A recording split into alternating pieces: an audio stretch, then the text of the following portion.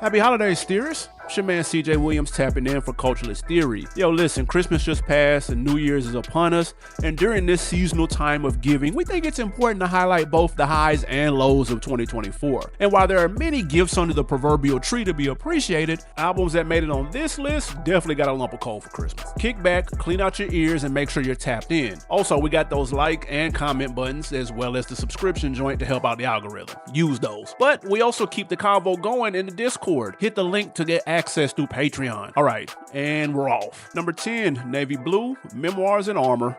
This is one of those picks that reminds you why you subscribe to CT in the first place. Navy Blue might not grab headlines like a Glorilla or move units like Drake, but what he does at an elite clip. Branching off from Earl Sweatshirt's tree of influence to then work with Earl on 2015's Don't Like Shit, Navy and Budgie locked in for one of 23's most tender and triumphant LPs. The production isn't extravagant and his flows aren't flashy, but the cohesion on this joint still got us spinning tracks like Chosen, To Fall in Love, Pillars, and Look in My Eyes. While Ways of Knowing sounded like an instant album of the year contender, Memoirs in Armor played like a collection of lifeless loops. By no means a bad project, the difference between the two comes down to narrative structure and delivery, with the former being a clear homage to the grandfather that shaped his life. The latter barely registered. Hence, it's starting off our list. Number 9, Sexy Red. In Sexy We Trust. During one of hip-hop's toughest droughts, Red dropped like an oasis in the desert with Hood Hottest Princess, then she kept the floodgates open with the deluxe. Following up such a monumental impact would be a difficult task for anybody. If we trusted in Sexy before this project, we can't say the same on the back end. It's her third mixtape, so we can't call it a sophomore slump. Fans who just follow the charts would argue Sexy ran the numbers up, with her two highest charting singles, Get It Sexy and You My Everything, hitting number 20 and 44 on the Hot 100 respectively. We agree, numbers don't lie. While her top 20 hits sampling Hurricane Chris would grab her a gold certification, both Pound Town and Ski Yee are sitting on platinum plaques. We'll always circle back to the singles theory.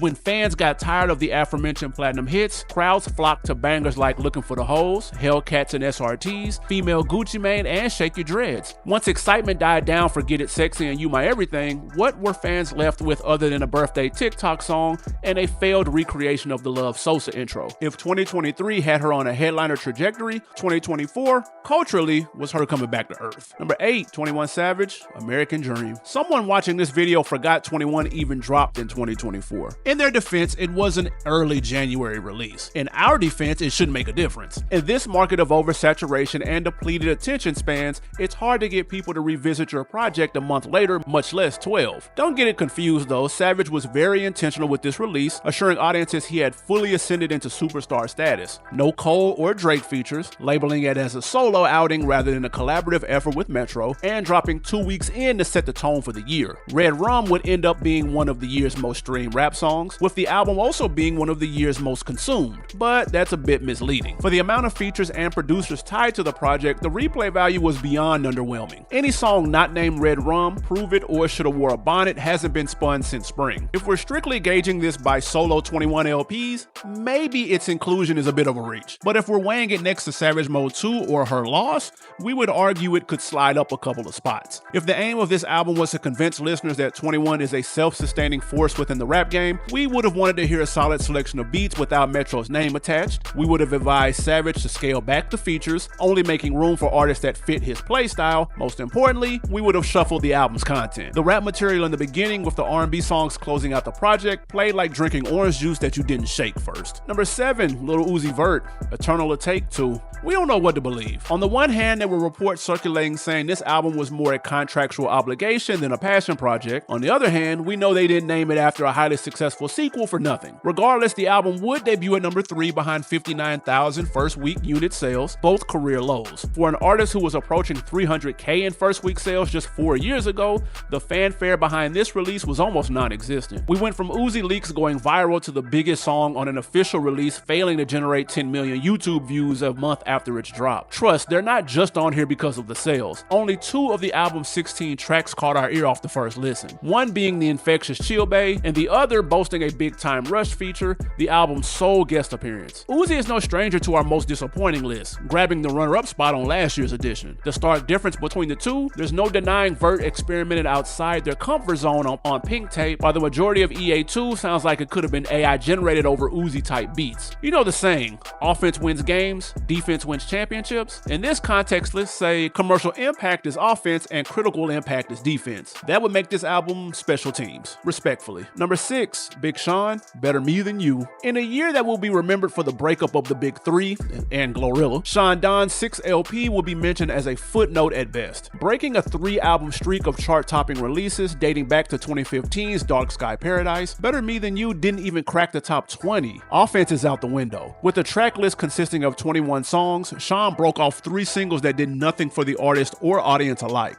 So much for defense. I know we're coming off a bit strong, but it's not out of malice, more like frustration. The pieces are there, just out of position. Why grab Turbo and Gunna if you're not cooking up a lead single? A song that would have garnered more traction than Precision or Yes, by the way. The Motor City MC tapped the likes of Charlie Wilson, Aaron Allen Kane, Sid, and Thundercat. All brilliant artists. All artists that bring a distinct quality and style anytime their number's called. All artists that thrive in quality, not quantity. Throwing them on a 21-song LP is like putting premium in an 04 Accord. Bro had Larry June and The Alchemist on the same album, yet still managed to put them on different songs? Did he not hear The Great Escape? An album that he was on? While we're on the subject, Palisades was easily Sean's hardest verse of the decade. How it has only enlisted Allen's services for a bonus track? Yo, Sean, if you're out there listening, bro, please hit us up for them EP duties. We could have told you for free that Kodak and Ellie Goulding don't belong on the same album. Just imagine the game we could have put you on for a 6-figure salary. Number 5, No Worries, Why Lord? Hey, y'all better stop pigeonhole us. We find disappointment in other genres too. And this is your annual reminder, an album does not need to be bad to make it to this list. It just needs to have a bar that it didn't reach. There are plenty of gems on Why Lord, including Distractions, Where I Go, 86 Centra, and Keeper. Our problem lies in the ratio of misses to classics and the execution of the project's sound as a whole. With Yes Lord, we came across staple after staple. The only way a song stood out is if it wasn't making us start it over. Starlight, Get Bigger, and Like This have continually refreshed their replay value year in and year out. And those aren't even the songs that got him off the ground. Once Pac's solo career took off, we had resigned ourselves to enjoying this LP as a one-off. He's never been the type of artist who tries to capture lightning in a bottle after all. Fast forward 6 years and we would be proudly corrected with lead single Where I Go featuring her. For those of you keeping track, that puts us in 2022. Fortunately, you're watching a most disappointed release ranking from 2024. Anytime the best song on your album is a track that fans have had 2 years to appreciate and memorize,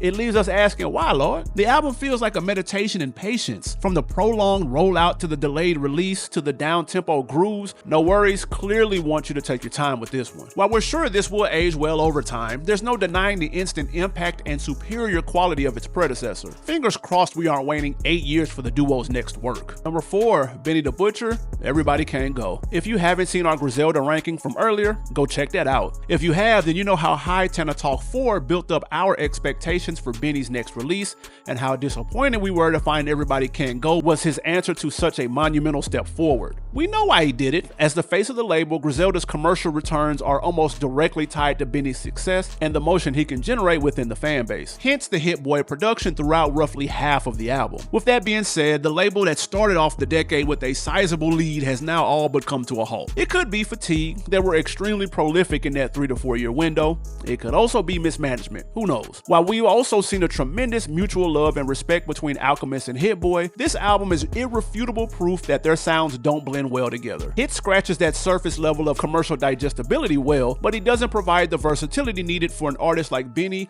whose subject material can become stagnant and repetitive real quick if the soundscape is mishandled. Alchemist's versatility is extremely underappreciated, except for fans who saw his historic 23 run. We understand a rising profile will make any artist aim for broader record sales in hopes of maximizing that window, but truth be told, Benny blew up because he appealed to the gritty underground, a fan base that couldn't be further from replay-heavy radio hits. We love what he did with Wayne on Big Dog. Butch and Out did it again with Trust More Valuable Than Love, and we'd be lying if we said Braun ain't go hard in the gym. We just hope the next time Benny finds himself in front of the drawing board, he course corrects. Expand that feature portfolio and give the commercial run another shot. Jadakiss and Babyface Ray on the same song?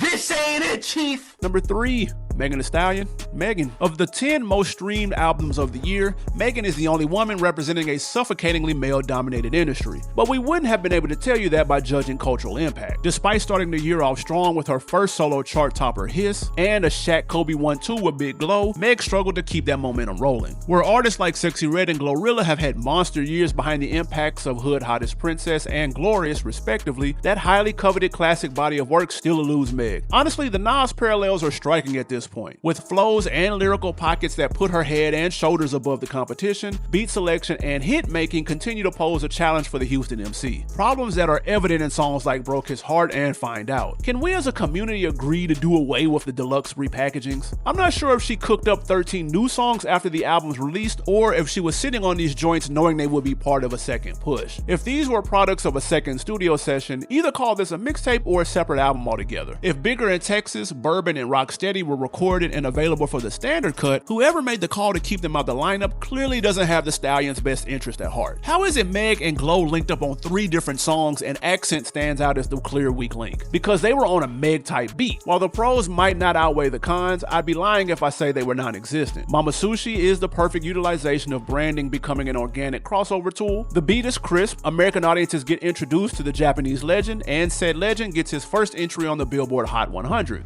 That's a win-win. If consistency, crossover appeal, and production are Meg's blind spots, there is a 12-track LP at the core of this 31-song pileup that could have put those complaints to bed. She fed her overseas fan base with Yuki, Twice, and RM collabs, and the next project gets some Tim's, WizKid, and Burna Boy infusions. Afro beats with Houston bass would feed generations. Number 2, J. Cole, might delete later. When he said might delete later, we didn't know he was talking about the diss. Mr. Nice Watch. Yes. Yo, Simba. Yes.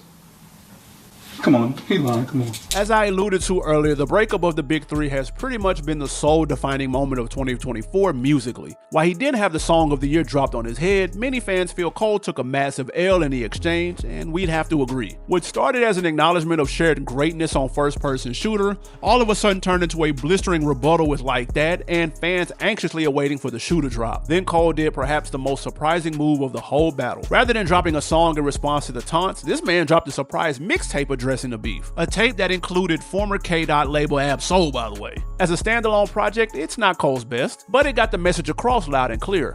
Before we could get Lamar's reply to the tape, specifically 7 Minute Drill, Cole would walk back his comment at Dreamville Fest. It's not the apology that lands him on our list, it's the removal of the aforementioned diss. We get that Cole probably wasn't that offended by Kendrick's disavowal of the Big Three label, and most likely responded because of the fans. But once you put anything on the internet, it's there to stay. Taking the song down from streams isn't going to stop us from hearing it, it just makes it more inconvenient. It was such a bad look it had fans questioning if it was part of the rollout for the fall off. Cole has pretty much brandished the label of Best Rapper Alive for the entirety of the 2020s, so completely dodging the smoke during one of the most applicable times in rap history is beyond disappointing, it's career altering. As far as the tape itself, Trey the Truth and Ibiza is Pete Cole, in the pocket production, polished delivery, and a cameo from the rapper himself. Ready 24 with Kamaron also served as a solid follow-up to the artist's previous work with 95 South. But we are disappointed that only Ari Lennox and Boz made contributions to the project. A few of those beats had Jid's name on them, including Huntin' Wabbits and Sticks and Stones. We wouldn't have been mad at an Earth Gang appearance on 3001 either. As underwhelming as Cole's surprise release was, there was one album that we feel exceeded it in both expectations and the failure to meet them. Before we get to this numero uno, let me just knock out a couple of honorable mentions that were lacking the expectations, decline in quality, or some other intangible that fell short of the list but was still worth highlighting. Eminem, The Death of Slim Shady. Look, M is M. Even past his prime, he's still an above average MC, but at this point in his career, every nomination is just detracting from artists who are still dropping groundbreaking work, like Schoolboy for Blue Lips and Glorilla for Glorious. If it didn't have Slim Shady in the title, we wouldn't have mustered up any expectations from a 2024 Eminem LP. If it wasn't an Eminem LP, it wouldn't have gotten any attention from the Academy. Crazy how that cycle works. Smino, maybe in Nirvana. Honestly, this one hurts. After hearing that our favorite St. Louis native was gearing up to drop an album,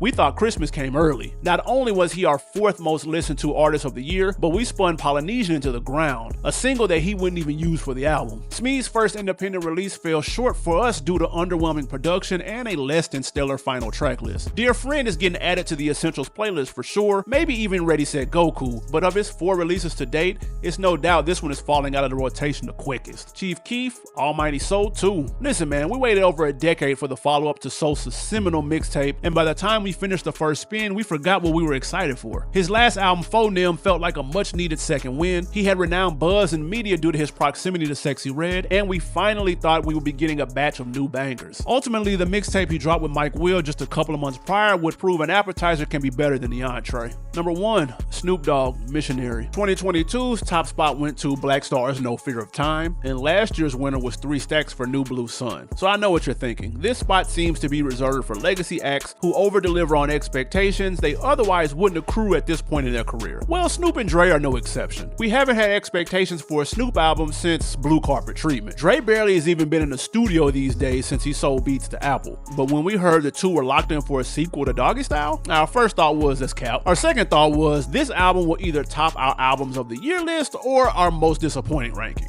And here we are. Fans have been begging for a sequel to Snoop's iconic debut for over 30 years. We would have bet the house that the ship had sailed long ago. Maybe Snoop acquiring Death Row put the plans in motion once again. One major difference between the two albums, Dre has assistants behind the boards on Missionary. I could give you a dissertation on reasons not to listen to the album, with the core messaging being, remember them how they were. This album isn't a love letter to the West Coast. You're not gonna see Snoop and Dre in a music video cruising in a lowrider. No gritty G-Funk samples. No storytelling staples like Murder Was the Case or house party anthems like Gin and Juice. Now, do we expect that from two of hip-hop's elder statesmen? Of course not. But we damn sure didn't expect lush trumpets, Tom Petty samples, and a Jelly Roll feature. If y'all seen that commercial of the NFL Hall of Famers coming out of retirement, then you've seen the visual equivalent of Missionary. No Lady of Rage, no Daz Dillinger or Warren G. I only got myself to blame for thinking we were getting even a fraction of what the label rolled out at the start of the 90s. Yup, that's a wrap, no presents. Hey man, drop your comments down below of the most disappointing albums for you. And it's the season of giving, man, so make sure you tap into that Patreon because we got some dope ass bonus content for you guys over there. Can you believe Q has never heard Masterpiece Ghetto D? Ha! Until now, check us out on Patreon where she reacts to Ghetto D for the first time. You don't want to miss it. Again, it's your man CJ for CT clocking out. Happy New Year. Peace.